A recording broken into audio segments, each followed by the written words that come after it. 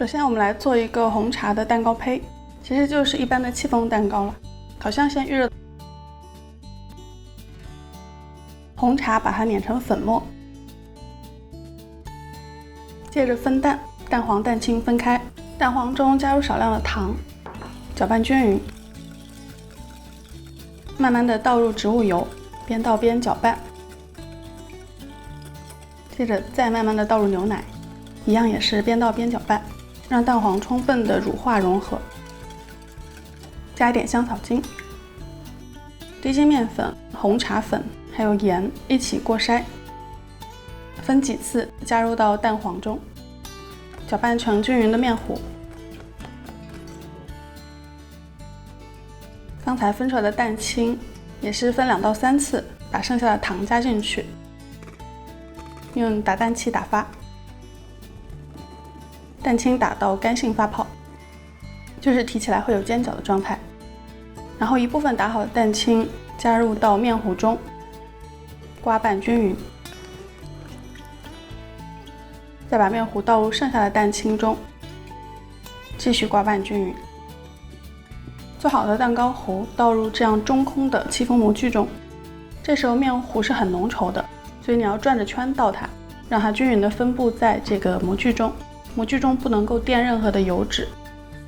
倒完之后再把表面刮平，轻轻磕一磕，放入预热好的烤箱，烤上大概40分钟。蛋糕出炉之后立刻磕一磕，震掉里头的热气，然后倒扣着放在冷却架上。下面我们来做里头的夹心酱了。这个夹心的酱其实也就是红茶味的卡士达酱。把玉米淀粉、低筋面粉都过筛，加入蛋黄中，加大概20毫升的牛奶，搅拌均匀。把剩下的牛奶倒入锅中，加红茶和糖，小火慢慢煮，让红茶的味道充分释放到牛奶中。接着把烧开的牛奶慢慢的倒入到蛋黄混合物中，一边倒一边不停的搅拌。接着搅拌好的这个奶糊呢，要过一下筛之后，再重新倒回锅中，把这些红茶沫都筛掉，开最小火加热，并且一定要不停的搅拌。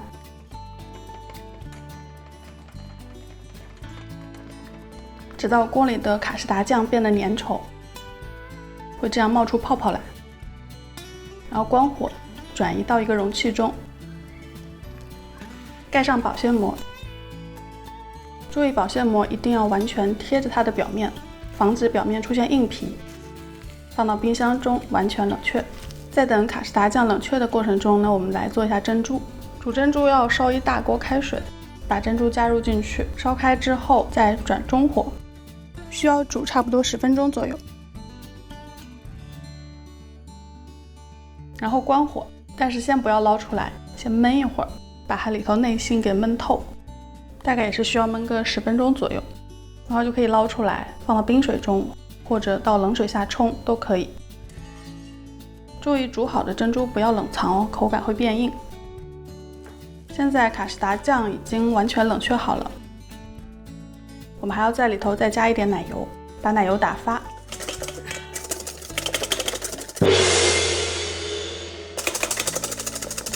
然后拌入完全冷藏过的卡士达酱。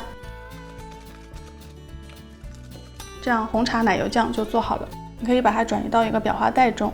接着我们来做最后一个蛋糕的组成部分，就是岩芝士奶盖。把黄油加牛奶倒入小锅中，开小火煮到黄油融化，牛奶已经快要沸腾的时候，就可以离火了。加入室温软化过的奶油奶酪，用牛奶的温度让奶酪完全融化。这时候的混合物应该是很顺滑，没有颗粒的。如果你的还有颗粒，可以再隔水加热一下，继续搅拌。然后奶油中加糖，还有一点盐，把它打发。注意奶油不要太发哦，可以用手抽就好了，不要用机器。刚刚这个奶酪糊在热的时候，你可能会担心它有点水油分离啊，不用担心。凉了之后，你搅一搅，它就会成为均匀的糊状，然后再和之前打发好的奶油混在一起。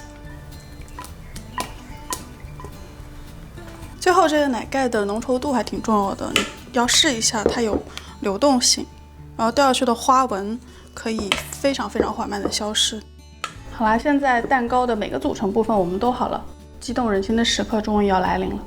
先把蛋糕胚脱模，脱这种中空模是有点小技巧的，因为中间没有任何的烘焙纸可以防粘，所以你要用手慢慢的把蛋糕和模具剥离开来。不要害怕，因为这个蛋糕烤好之后是很有弹性的，你不要太大力的话，它会回弹回来。就这样把蛋糕的边缘慢慢的全部分离开来，然后你就可以提着中间这个高出来的烟囱的部位，轻轻的往上提，就能够把整个蛋糕提起来。还有底面和刚才一样，用手转着圈把它们拨开，最后蛋糕的每一面都已经完全松脱的时候，再把它翻转过来，轻轻的抽掉中间这个模具，这样一个完整的蛋糕胚就脱好了。今天特意选了中空的模具，就是希望在这个中空的部分里头可以填入酱料还有珍珠。你把珍珠放在最下面，从外面是看不出来的，但一会儿切开来就会很有惊喜。把刚才做好的红茶奶油酱挤到中间去，一直把中间都全部填满。然后最后呢，就是刚才做好的奶盖，在表面这样淋上去，让它很均匀的分布，然后可以有一点留下来的感觉。最后你还可以在表面再撒一些帕玛森芝士粉，这种瓶装的芝士粉一般超市都有卖的。这样我们的珍珠奶茶蛋糕就做好了，试着切开看看吧。因为中间是空的，填入了很多的馅料，所以一切开之后它就会整个坍塌，就是现在很流行的雪崩蛋糕的感觉。好了，今天的珍珠奶茶蛋糕就做好了。这个蛋糕的理念就是把一杯液态的奶茶变成一个固态的形状，所以里头全部都是奶茶的元素，有红茶，然后还有奶盖，还有珍珠。反正是最近我自己特别喜欢的一个蛋糕作品，希望你们也喜欢了。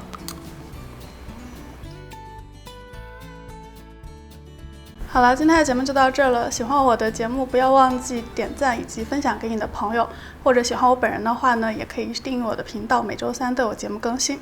咱们下期再见了，拜拜。